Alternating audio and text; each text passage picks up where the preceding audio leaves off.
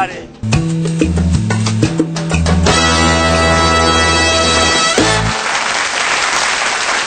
Maestro Eduardo Rodríguez del Val, este asunto del 11M me pone fatal. Necesito que me chute usted algo de adrenalina con esa diva fantástica que tanto quiero, Celine Dion, y ya mientras nos ponemos todos a tono.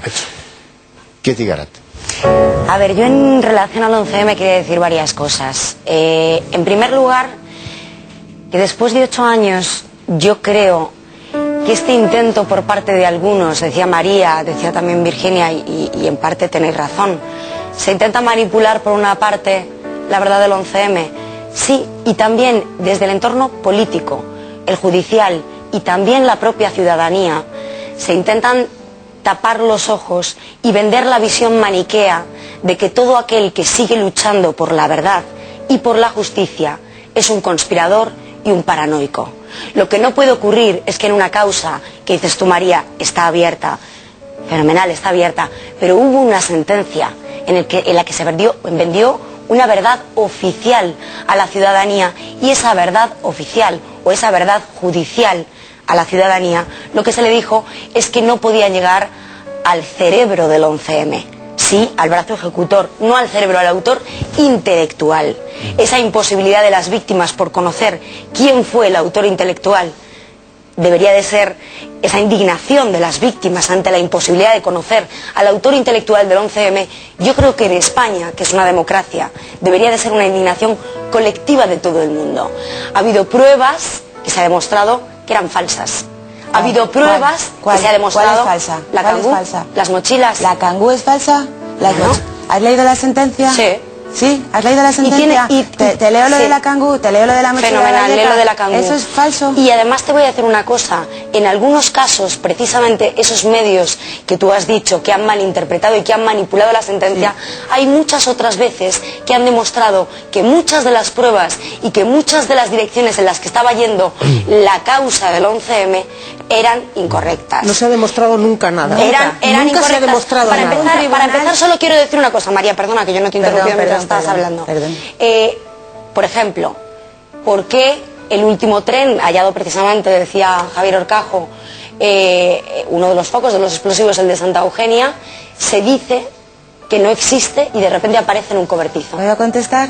¿Te puedo contestar a esa pregunta concreta? Preguntando para que contestes. En julio del 2007, Manuel Rodríguez Simón envió un oficio al tribunal, julio del 2007, en el que informaba del destino de todos esos trenes. Y ese tren concretamente... ¿El de Santa Eugenia también? Perdona, sí. Esto además viene en El País, en un artículo publicado por José Yoldi hoy, y viene la foto del informe, con el número en el tomo 33 del rollo de sala. Y en ese informe hablan precisamente del tren, de ese tren que es la prueba, requete prueba de todas las pruebas, en el que se dice que ese tren está sobrante, viene clarísimamente, y quien quiera sobrante, exactamente el vagón CR011, María, yo te pregunto, que aparece en un taller de Villaverde Bajo, y así figura en el escrito que recibe el juez, que además ese informe es a petición del juez. Desguazado, es que no me lo he traído, pero está ahí la fotografía. Sobrante, que estaba ahí, que quedaba ahí, sobrante. Es que hubo trenes que se repararon, otros que se desguazaron. ¿Y por qué otros desaparecieron? No desaparecieron, se desguazaron. Hay un informe que están funcionando. Claro, ¿por qué se desguazan? Porque ya habían acabado los análisis. ¿Con las pruebas? Sí, y hay un vídeo en el que está recogida toda la prueba ocular de las inspecciones que se realizaron sobre los vagones. Aquí tienes el tomo 145, sí. Aquí tienes, que lo tiene aquí Javier. Solo te voy a ¿Te lo puedes leer? Solo una pregunta, María. Porque yo entiendo que el teatro de la política interviene mucho en esta causa. Yo no soy política, soy jurídica. Lo sé, por eso no te pregunto. Estoy hablando desde el punto de vista María, jurídico. Pero no estés a la defensiva conmigo, que no te estoy tratando como un político. Bien. Lo único que yo te pregunto es, ¿tú realmente como española crees que se conoce toda la verdad sobre el 11M? Yo realmente es que... Porque yo creo que no. A ver, vamos a ver, es que para empezar hay que saber lo que es una célula islamista, para empezar hay que saber lo que es Al-Qaeda, cómo opera, la diferencia que tienen las células islamistas con los comandos de organizaciones terroristas clásicas, y tienes que saber todo eso para entender que la célula del 11M es una célula típica y clásica de Al-Qaeda. Al-Qaeda es una marca, da las ideas y cada uno se organiza en su territorio. Por decirlo, si me oyen mis profesores de terrorismo me regañarían, pero en líneas generales. Toda la verdad sobre el 11M. Si la pregunta es muy simple, si tú realmente crees que se conoce toda la verdad del 11M. Yo creo que se conoce bastante y que queda, a ver, hay 3 huidos que se están buscando. Sí hay cosas, María, sí hay cosas muy ¿Qué es un autor intelectual? Defíneme qué es un autor intelectual. Está el que manda y está el que ejecuta, es muy sencillo. Mira, desde el punto de vista jurídico no hay ninguna diferencia entre autor intelectual o no intelectual. María, que están caídas de la sentencia y que nadie explica por qué están caídas. El Escoda. El Escoda, donde aparecen los restos de ADN que ligan a los de Leganés con el atentado. A los de Leganés con el atentado les ligan muchas cosas aparte del Escoda. Pero las pruebas definitivas son las del ADN. Mira, y esas se caen en la sentencia. Hay 3 tomos en el sumario, informe de cruces de llamadas entre los de Leganés y los de Asturias, y todo el recorrido que hacen, y José María lo sabe porque además José María también formuló escrito de acusación en unos términos muy similares a los de las demás acusaciones. Todas las pruebas que hay contra los de Leganés y que los vinculan con Asturias no solo es el Escoda, es todo el tráfico de llamadas, es las declaraciones de las personas de Asturias, es todos los explosivos encontrados que procedían de las minas de Asturias, es la declaración del gitanillo. Es que no es una prueba, es todo, es que es toda estuvimos 6 meses en juicio hablando de estas cosas.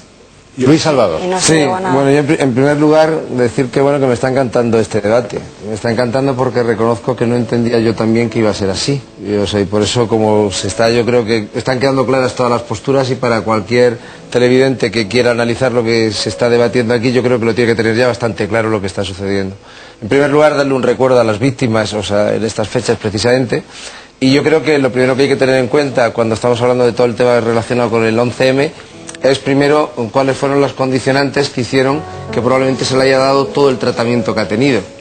El condicionante es que se produce en mitad de unas elecciones cuando se estaban a punto de celebrar ya la votación en los comicios, pues que hay una tesis del gobierno del momento en el que defendía la autoría a una parte, en este caso a ETA, que a partir de aquí se demuestra después que no era ETA y eso la gente interpreta que tiene un resultado. Y a partir de ahí es verdad pues que no es que esté abierto judicialmente, es que está abierto por una parte de la sociedad que están intentando permanentemente demostrar que eso tenía que estar ligado con ETA como fuera.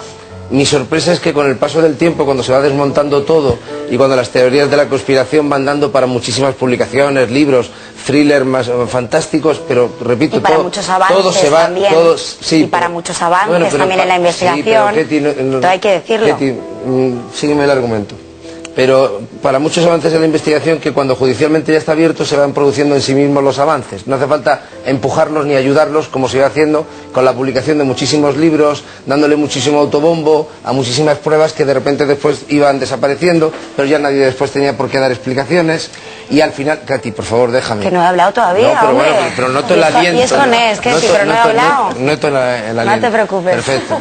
Entonces, lo que quiero decir es que la sociedad en este momento, las personas que fueron juzgadas han tenido una sentencia, como bien has dicho, eso está abierto para continuar las investigaciones que se tengan que producir, y es verdad que sigo detectando y no entiendo por qué, porque hay una parte que quiere seguir manteniendo el enmendalla, no, es decir, que si decíamos en su momento que podía ser ETA, pues tenemos que dejar esa puerta siempre abierta, tenemos que intentar demostrar que durante todos estos años hemos estado defendiendo algo que podía haber sido verdad, y que, repito, pues al final no la vamos a enmendar. Fíjate, no se hace ningún bien a eso. Y has dicho antes, cuando has dicho, María, ¿tú crees que los españoles pensábamos que tal? Perdón, un atentado islamista, yo creo, a mí me preocupó mucho el atentado de Londres, me preocupó mucho el atentado que se produjo también en las Torres Gemelas, los atentados indiscriminados del terrorismo internacional, al final nos preocupan absolutamente a todos. Es que cuando y tú hablas de una parte como de españoles, con el acento españoles, como que a una gente le preocupa especialmente el conocer la verdad, como si a otros españoles, no, en absoluto. Acento, si has percibido, la verdad Luis, no les puede Luis, interesar de la misma manera. Un matiz,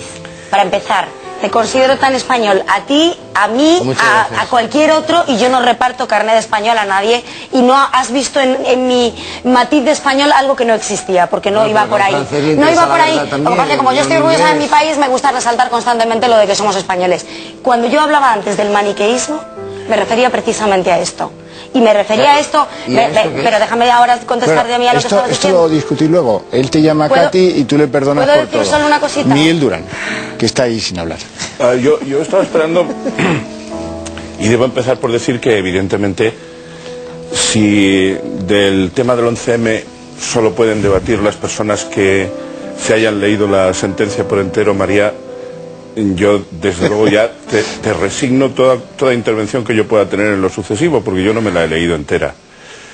Pero creo que afirmar eso sería faltar a un principio elemental, y es que en la sociedad que vivimos, o en cualquier sociedad, la gente no puede opinar solo de aquello que conoce exhaustivamente. Para eso están las informaciones, porque si no esto se tendría que reducir a que os preguntase el coordinador del programa, a José María y a ti, o a otros letrados que hubieran intervenido. Yo creo que este tema está políticamente viciado desde el principio, y si somos valientes y queremos decir las cosas como son, o al menos como a mí me parecen, yo las digo, el señor Aznar se equivocó gravísimamente en la administración de esa crisis, y quienes le encelaron a él y a los suyos con el señuelo de ETA o lo que fuera, pues a lo mejor realmente tenían una estrategia. A mí, eso, que supongo que no es materia de la sentencia, sí me interesa saberlo como ciudadano. A mí me gustaría saber todo lo posible, a ver si alguien realmente confundió al gobierno. También me gustaría que el gobierno no hubiera hecho tan fatal administración de esa crisis. Y me hubiera gustado que el Partido Socialista, en una situación tan tremenda como aquella, tampoco lo hubiera politizado. El resultado electoral que se produjo, a mi juicio, clarísimamente tiene que ver con el manejo que unos y otros hicieron de esa crisis. Y quien lo niegue, le voy a dar yo un carnet de la 11 porque me parece que le falta una cierta visión. Y finalmente yo creo que la comisión parlamentaria, la comisión de investigación que se hizo fue también mucho más teatro que efectividad. Efectivamente. A partir de ahí, pues efectivamente, como se ha dicho, se dividió España, o se ha intentado dividir a España. En los que querrían que ETA estuviera detrás para poder sacarle la lengua al PSOE, y los que querrían que en efecto se demostrase que finalmente aquí no ha habido ninguna conspiración de otros que no sean los de Al-Qaeda, para poder decirle al PP, oiga, ustedes se equivocaron y ustedes además fueron los responsables por meternos en la guerra de Irak, porque si no nos hubieran metido en la guerra de Irak, esos señores no habrían atentado. Esa es la puritita verdad, a mi modesto entender. Y a partir de ahí, pues mira, la sentencia, yo creo que lo habéis dicho los dos letrados que estáis más impuestos en todo esto. La sentencia es una sentencia que se deriva de un juicio apresurado, de una instrucción que muchos juristas que yo he oído, yo soy abogado pero no he intervenido en ese tema, afirman que fue una instrucción lamentable. Bueno, eso está ahí. A mí, personalmente, me apunto a la tesis de José María del principio. ¿Por qué existe miedo a investigar? A mí me gustaría que se investigase incluso más pormenorizadamente el asesinato de Kennedy, pero ¿por qué no? A ver si llegamos a la conclusión de que la verdad judicial finalmente se corresponde con la verdad material. Yo no le tengo miedo a las investigaciones. Lo que sí me gustaría es que fueran investigaciones muy objetivas. Y sí que es verdad, yo creo, si yo fuera víctima de ese atentado, yo me solidarizo desde aquí y digo que tienen todo el derecho a conocer hasta el último intríngulis posible de lo que hubiera podido ocurrir ahí.